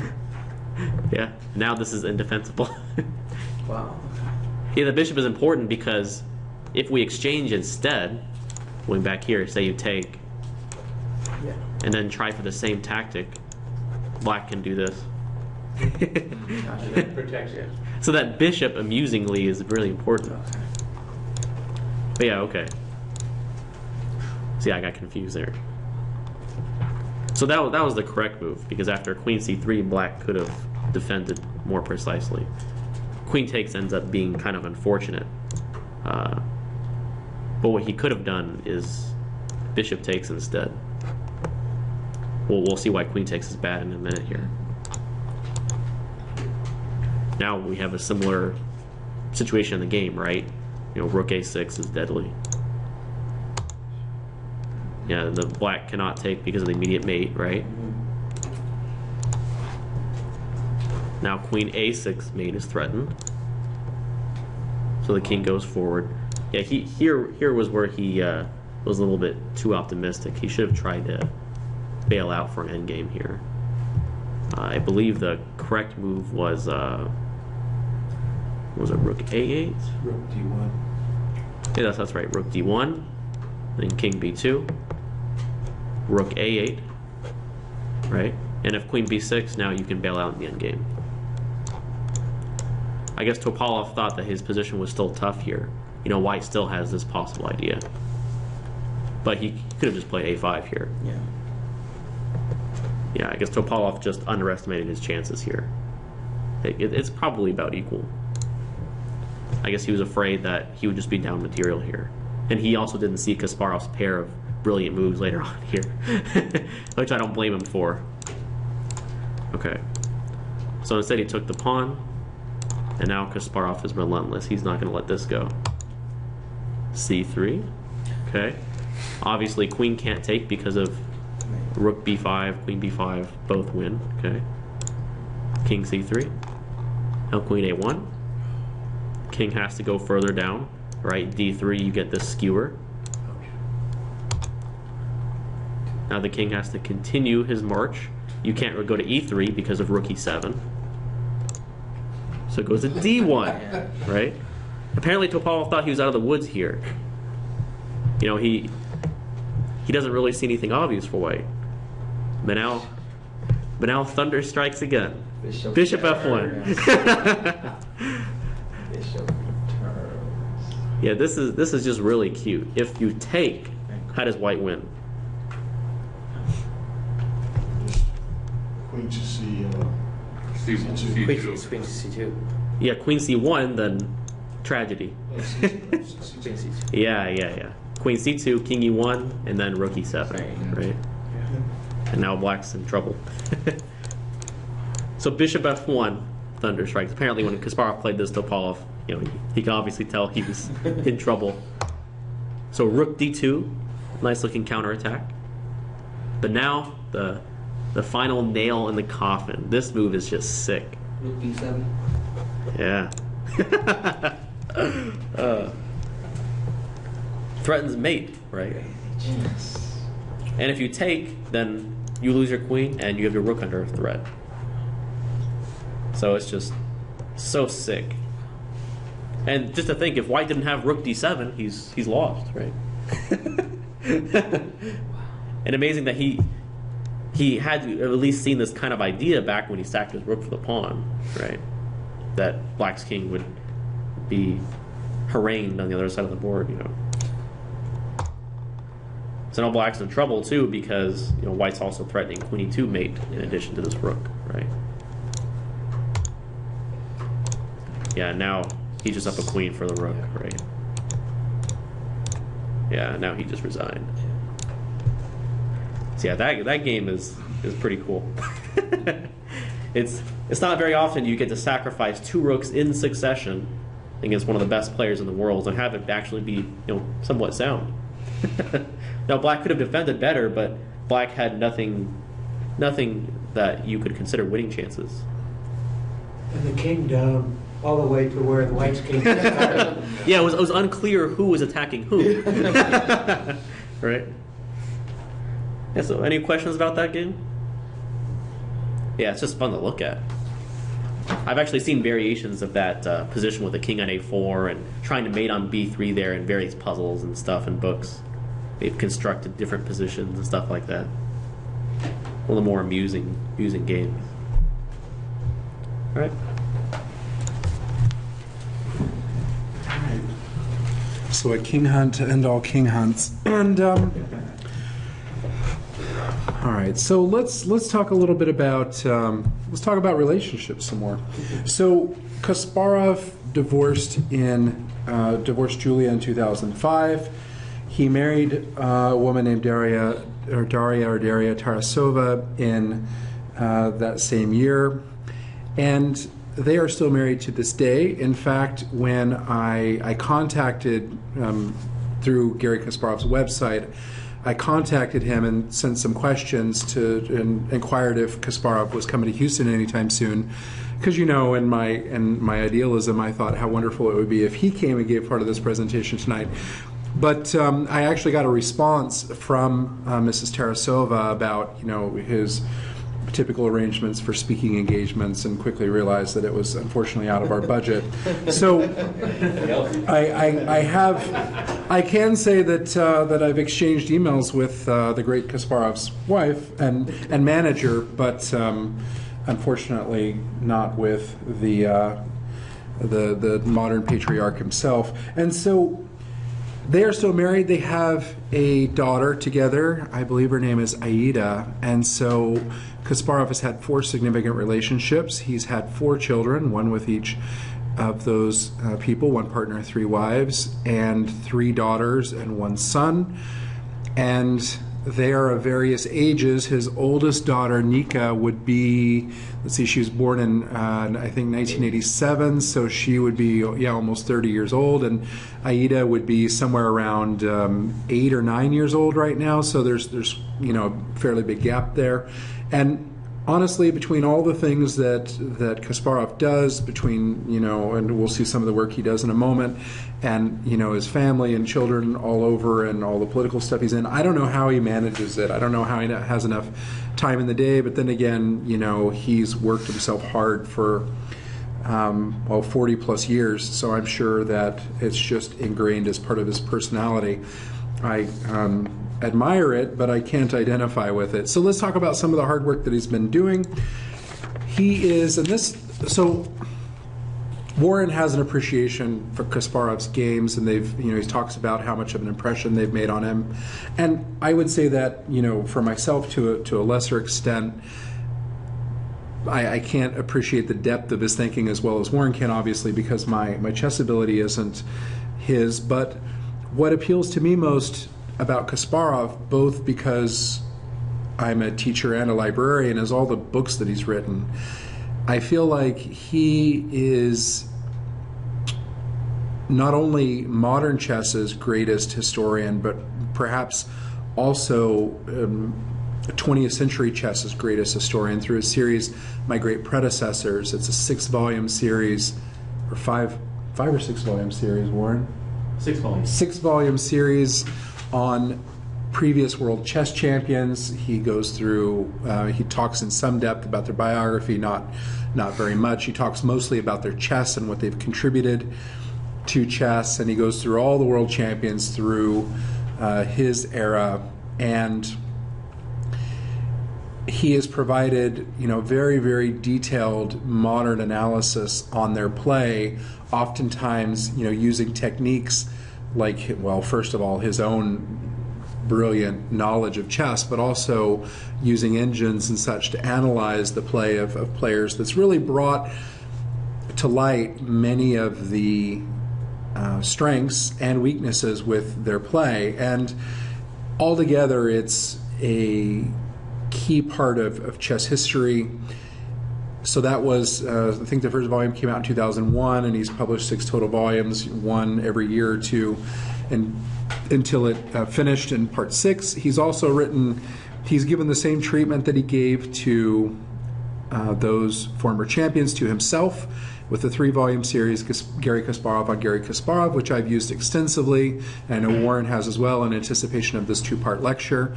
He's also written about the chess and its changes as eras as opposed to as champions, and that's the Revolution series. I think that's a 3-part series as well. He's written books on theory, he's written the book on the King's Indian. I think he's also written a book on the Sveshnikov Sicilian. He wrote an autobiography which has gone through many different iterations. I read the original 1987 version, but it's been updated and re-released a couple of times. And so he's a very prolific author. And in fact, when I emailed his wife, one of the questions I had was, what's next? What are you going to write about next? Because, he's written somewhere around 15 books total, and they come out essentially about 1 every year or 2. I wouldn't say like clockwork, but consistently over the past 20 years, he has been chess's most prolific writers, and I'm curious what his next project is. I don't know if he's going to turn his eye to more modern players, or if he's going to transition to other interests. But I'm certainly very keen to see what he's going to look at next. He's also an advisor for Everyman Chess. He is their kind of their key advisor. So he has his finger in chess publishing in general, not just his own works, but the works of that particular publisher. And as if he didn't have enough on his plate, he also has the Kasparov Chess Foundation, which has locations not just in New York, but in Europe, I think in the Netherlands. He has Africa, that's South Africa, and Asia Pacific. I'm assuming that's Singapore. I don't actually know, but I'm assuming it's Singapore. And Kasparov has done a lot to promote chess education throughout the world. Partly, this has been, I wonder, maybe I'm being a little skeptical here, or maybe I'm reading too much into this, but partly I wonder if he didn't establish these different foundations in these different regions as a way of kind of prepping for a FIDE candidacy, because when he runs for FIDE president, he certainly uses the networks that he's established through his chess foundations to try to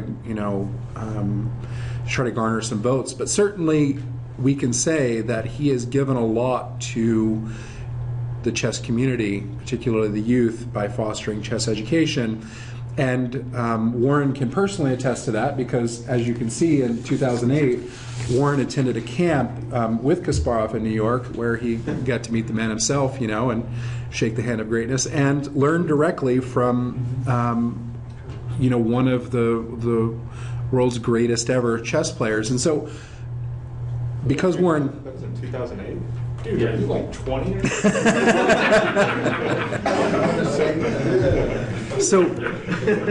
So because Warren has that personal anecdote and that experience with Kasparov, I thought instead of just talking about chess, Warren could talk to you a little bit about that experience, so you can understand what it was like in his shoes in 2008 as a youth of, what were you, about 17? Yeah, I was Yeah. 17 years old. Yeah, that was a really cool event. I mean, it was. I kind of lucked out into it because they invited you if you were number one for your age group, they just invited you. I just happened to be number one at that time by 10, 20 rating points or whatever. So I got invited. So kind of lucked out, but it was a really cool event. Daniel Naroditsky was also there, Ray Robson. You probably know those names in American chess now. Now, Warren says lucked out, but he also won the Dinker National High School Championship and the Texas State Championship. So I don't know how much luck played into it, but so there's a little modesty there. It was a pretty cool event. There are a couple of stories I have from that. One of them was when I don't remember who it was showing. So, by the way, for the event, you were to bring 3 games for analysis. So you just brought 3 of your best or most interesting games, and then he would analyze them with all of us there. So one of the kids brought a game where it was a Queen's Gambit declined. And, if you look at Kasparov-Karpov games, they've had a bunch of games in there. And at one point, Kasparov told the student that he should have done, X move instead of the move he played. The student was like, are you sure? Because the computer rates this move higher. And Kasparov turns to him and says, I've played this position more times against Karpov than you will ever play. Trust me. After that, no one was too keen to challenge his opinion.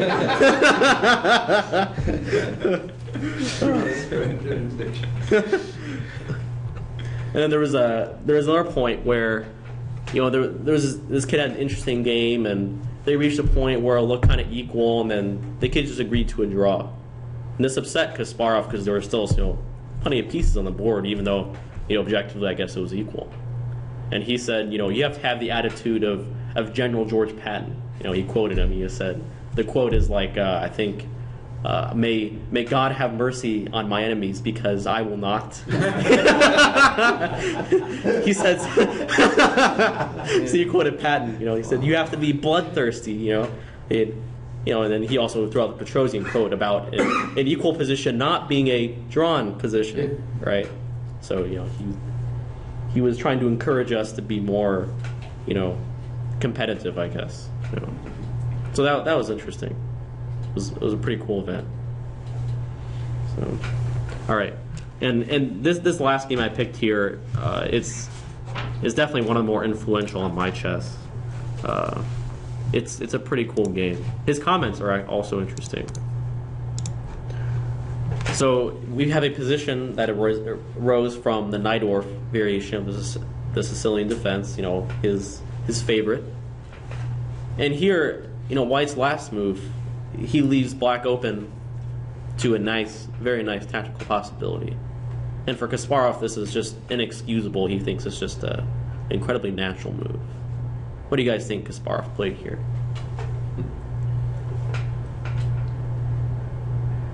He calls black's move just axiomatic for this kind of position.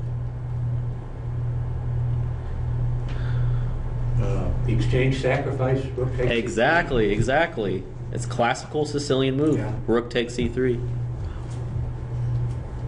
Yeah, he's annotated this game in multiple sources, and I remembered one of them I saw. I think it was a New in Chess. I don't remember what he called it exactly, but he basically called Mo Sisian like a fish for allowing this kind of thing. It's just such a devastating rook sacrifice. After seeing this, basically for years, whenever I played the Sicilian, I would just play rook c8, and if I had the opportunity to double pawns, I would just take it immediately.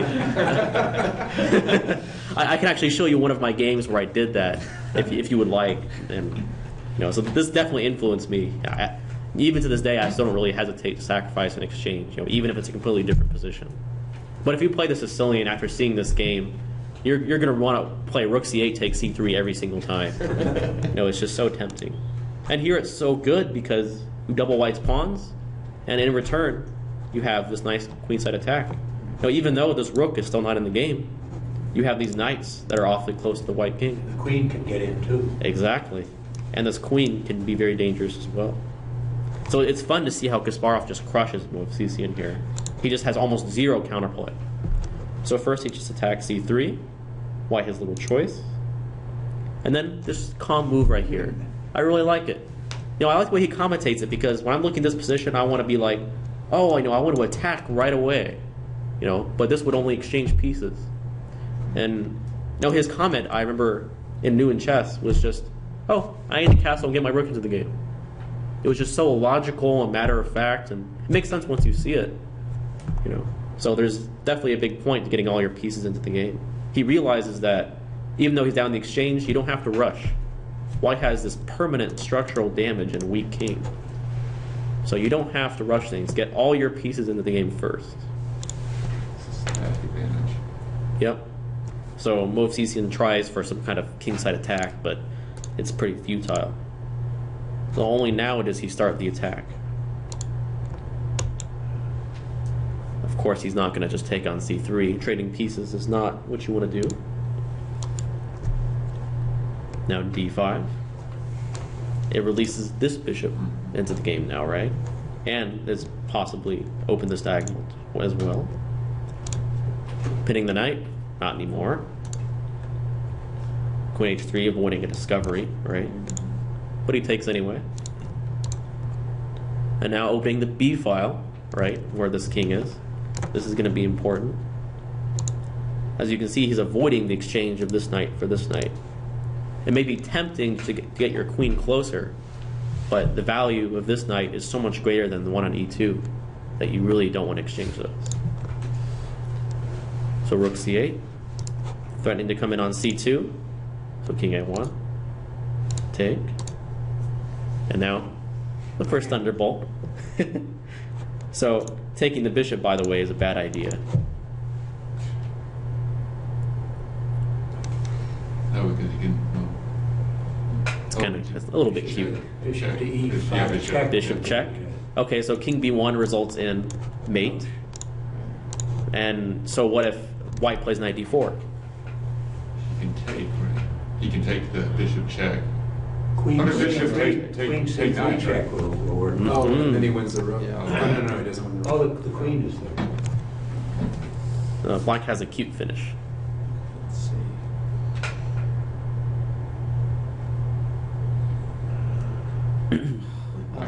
Why can't bishop take the knight? Because he take Yeah, queen takes bishop. bishop. Queen takes, bishop, rook takes. You can be knight c3. Oh, no. And then the, I didn't see that. I'm trying to- White defends a bishop twice. Yeah, I'm sorry.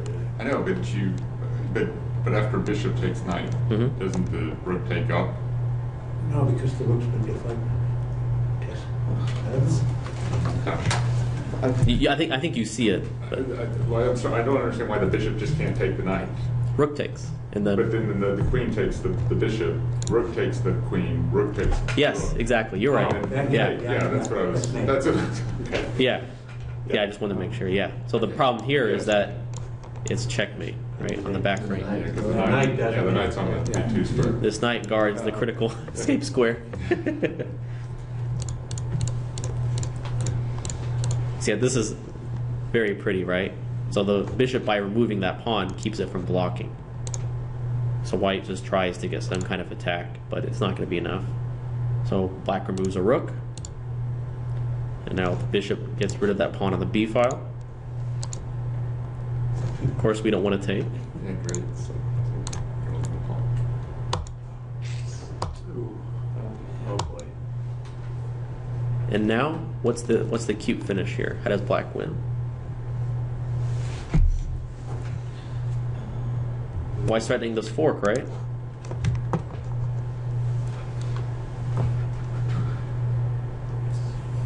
You don't need the queen. Exactly. Yeah. Yeah. We can just take the rook. The queen is immune. Again, the king gets stifled at the corner. Yeah, and here you just resigned, right? Knight takes c7, Bishop, yes. and, Made it too. and then, essentially mate, right? Well, yeah, bishop takes, rook takes. Might as well. Yeah, it's really- Yeah. Not much. You've got a It's- rook and a bishop, extra. Yeah, there's probably some mate, but Yeah. it's devastating, right? So he makes it look so easy just winning this position, and it really is a cool game to see this exchange sacrifice in, and it made a huge impact on me. This combined with seeing that Shirov game, it's like, man, just exchange sacrifices are amazing. It's like you're seeing Petrosian games or something. These sacrifices are impressive and kind of a different level than Petrosians were. Petrosians were a lot more positional based, and although Kasparov's are too, he played it much more energetically, I would say. I think they're easier to understand, is what I'm saying, than Petrosians. Would the computer have found the exchange sacrifice there? Your rook takes c3? No, I don't know. He doesn't talk about whether it's the computer's first choice. Honestly, I kind of doubt that it would be. We can check what Stockfish thinks, though.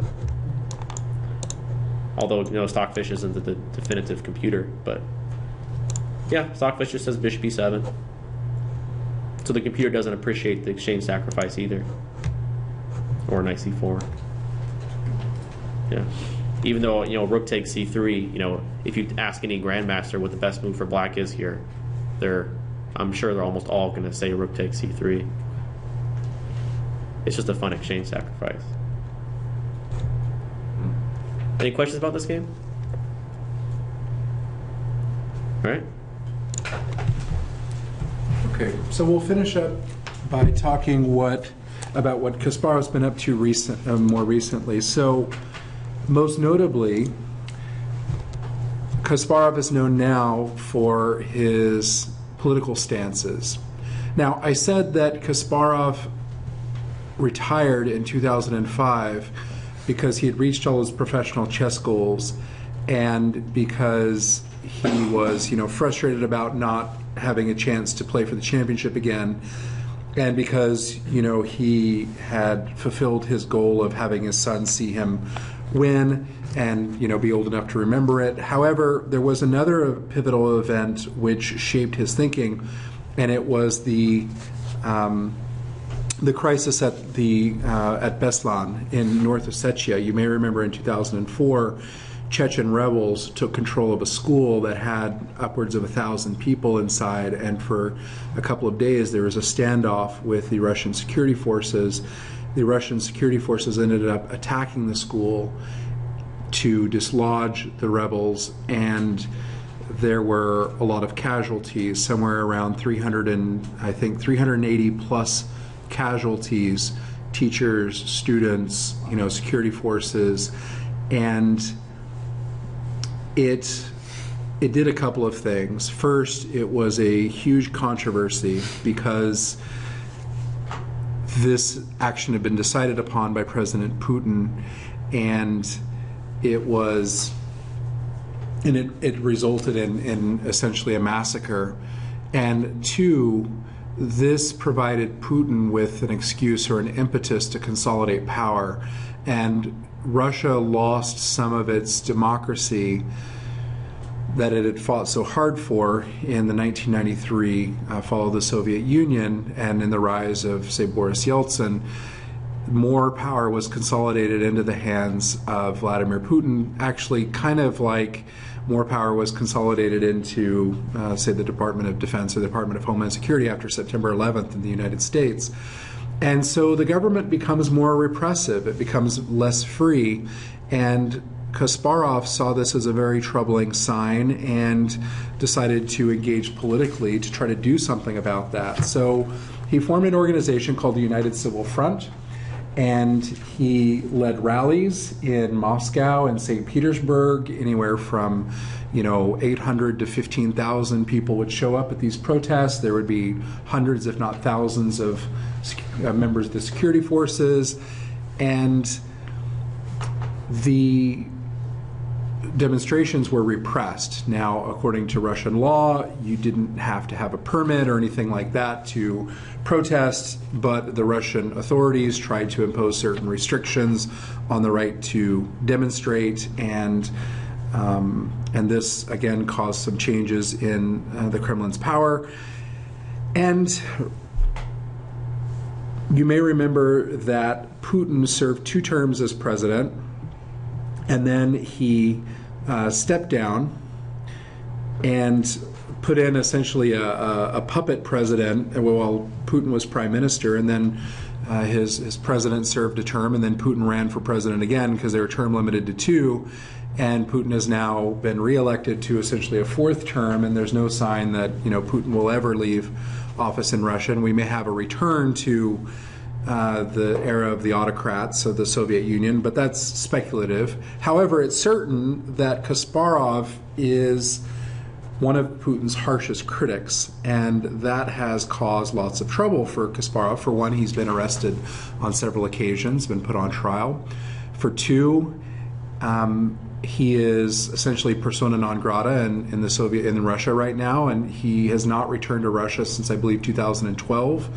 And if he tried to return to Russia, Kasparov believes he would not be allowed to leave, that he would be detained and imprisoned like a lot of political enemies of Vladimir Putin, and the world would not really hear from him again. And so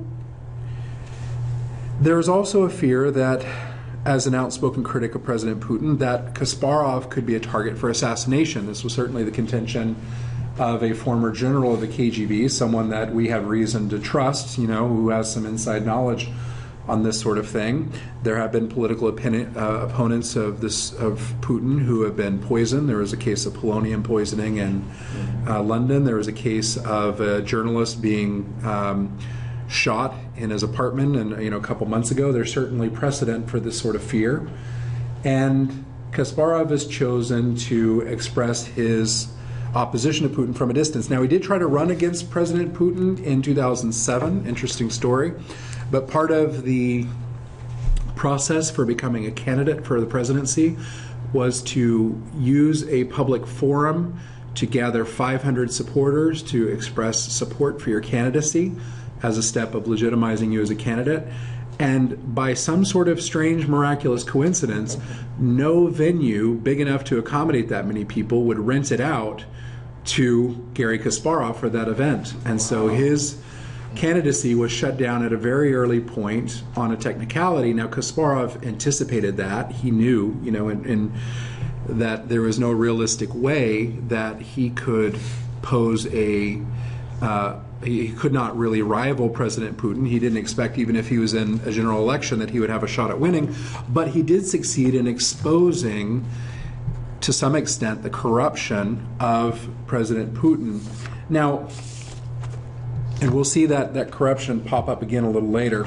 So what else has he been up to? Well, he's been involved in training the current generation of chess superstars. Here he is against cute and young little Magnus Carlsen in 2004. I'm sure he didn't, pull any punches.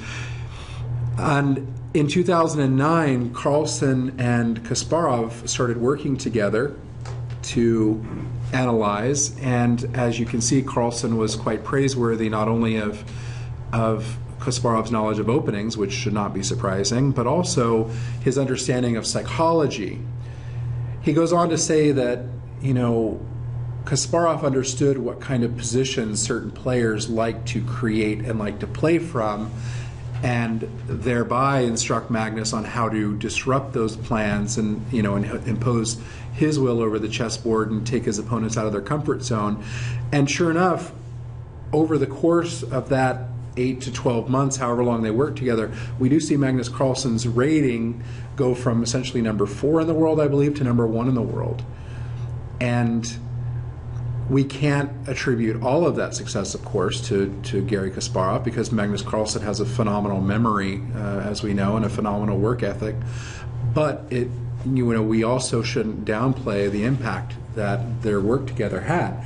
Now, more recently, in 2011, he started working with, thanks to the intervention of Rick Sinkefield, he started working with Hikaru Nakamura.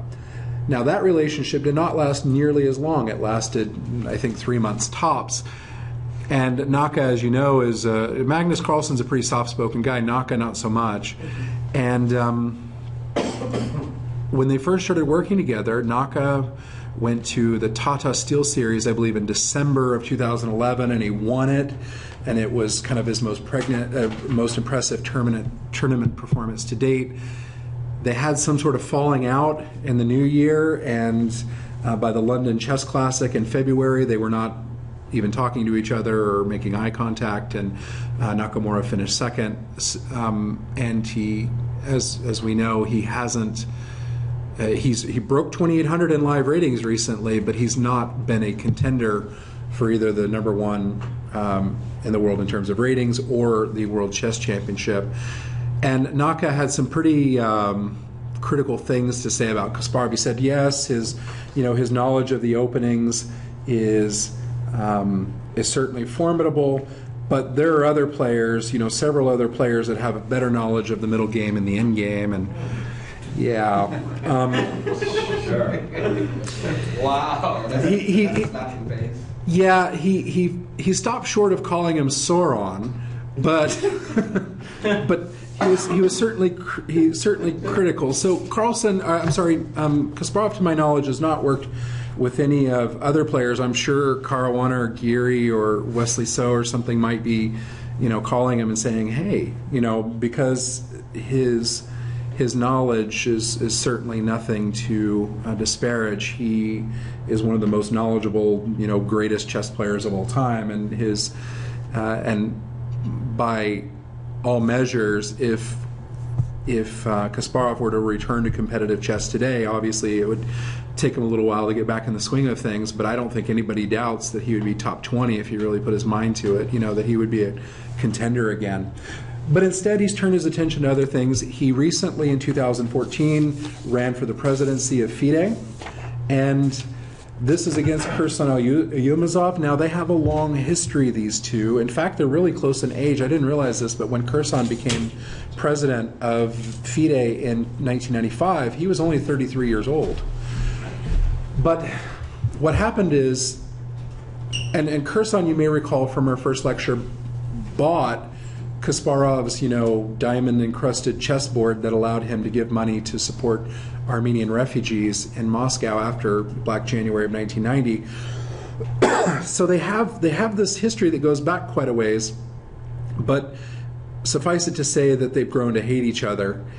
And Kasparov, so Bessel-Koch ran against Kherson in 2006. That was unsuccessful. Anatoly Karpov ran against Ilyumazov in 2010. That was unsuccessful. Garry Kasparov tried to unseat Kherson Ilyumazov in 2014. That also proved unsuccessful, and actually by quite a large margin. So there were some controversies surrounding this particular candidacy. There was a leaked contract between the General Secretary of FIDE, who's like president of the Chess Federation in Singapore, I can't pronounce his name properly, between him and Kasparov, showing that Kasparov had pledged like $500,000 to his pet project plus $250,000 a year for like 4 years. So and in return, this person would get 13 votes from the Southeast Asian countries and hopefully 16, including like China and India. And so essentially there's evidence that Kasparov and Ilyumazov both engaged in an effort to buy some votes. Kherson was more successful in that. So now, let me take you back to 1985 when Kasparov is talking about the flaws in FIDE. And he said, or 1987, sorry, he says, the voting system causes many problems because it does not reflect the realities of power in the world of chess, with little countries giving orders to bigger countries. Now, what he meant is, in a FIDE general election, every chess federation has one vote for president. So Russia, with 200, 300, 400 grandmasters, has just as many votes as Lesotho, which is completely enveloped by South Africa and has maybe 10 players in the entire country with, and not even that, with an expert rating or higher. I think Warren could go and stomp pretty much every player in Lesotho tomorrow, but they have just as many votes in a FIDE general election as Russia does. And that's problematic. And the reason that it's problematic is because when you have these small chess federations, they are very likely to be influenced by money. And Kherson Ilyumazov has a lot of money. And he also has connections with people we might term shady, like Muammar Gaddafi or Bashar al-Assad or Saddam Hussein. He was friends with all these guys, and I guess, well, two of them are dead, so I guess he's only friends with Assad now. And he also counts, like the Dalai Lama and the Pope as friends, and also Vladimir Putin is not a public supporter, but he's certainly an ally of Ilyumazov. We saw this in the 2014 election with Russian embassies actually instructed to lobby chess federations around the world to vote for Ilyumazov, not Kasparov. So Russia's government was applying direct political pressure on trading partners, on former Soviet republics, on peer countries to vote for Ilyumazov. And that's a hard organization for Kasparov to overcome. So even though Kasparov had some pretty good ideas and he had recognition as maybe the greatest chess player of all time, he lost the vote at the Tromsø, Norway Olympiad in August 2014, 110 to 61. It wasn't even close. It was a very big margin. It was bigger than the margin by which Ilyumazov had defeated Karpov, bigger than the margin by which Ilyumazov had defeated Bessel-Koch. And it looks like, even though Kherson's been in power now for 19 years, that it's going to be at least 3 to 4 more years of Ilyumazov. And he's a fairly young guy. He's in his mid-50s, so it's kind of like Putin. How much he's a pretty young, fit guy too. I wonder how much longer Russia is going to have to is going to be ruled by Putin, and I wonder how much longer FIDE is going to be ruled by Ilyumazov. There's some change, I suppose, in the chess world. We can speculate and say that, Rex Sinkefeld is shaking things up a little bit, and but so did Bessel-Koch. He was a financier who had poured a lot of money into organizing chess events, and he ran for FIDE president unsuccessfully and supported Garry Kasparov in his candidacy, and that was unsuccessful. So it seems that Ilyumazov is somewhat cemented in that position until he chooses to leave, or some sort of scandal rocks FIDE, like maybe what's going on with FIFA right now. All right, so for this lecture, I consulted mostly works by Garry Kasparov, some co-written by other authors like Daniel King, Donald Trelford, Kenneth, I guess all of them co-written.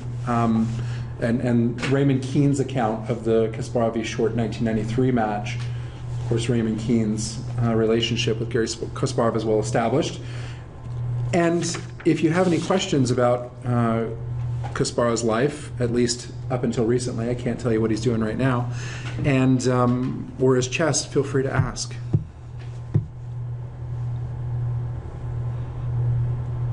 So we're not going to see Kasparov politically. We're not. I don't know if he's going to run again in FIDE. There is speculation that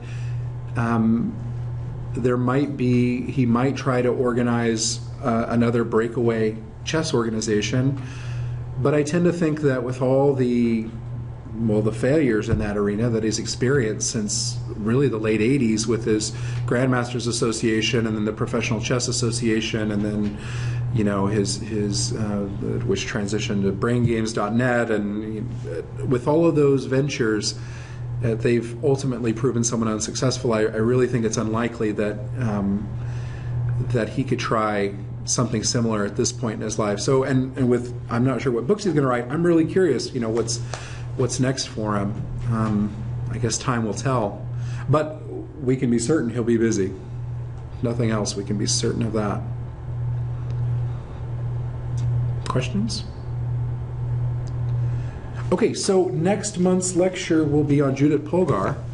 And we originally set out to do 12 lectures in this series. Judit Polgar will be our 12th. We will have been doing this for a year now. And we are taking suggestions on what to cover next, so that we're looking. There have been some requests online and in YouTube comments to look at Paul Morphy or Jose Raul Capablanca. A lot of people consider that we skipped over two of the greats there, and I'm to a certain extent I'm inclined to agree. It's just getting information on them is a little bit harder because it was a while back. But we may go back and do some kind of people that we missed, so if you have recommendations there. And then eventually we'd like to transition to another series, which, you know, we're not quite ready to reveal the details of that yet, but we've got an idea for several lectures to come. So next month, you know, late March, we'll look at Judit Polgar, and then we may take a month off for April. We may not. We may, and we'll let you know at next month's meeting what's going to come after that.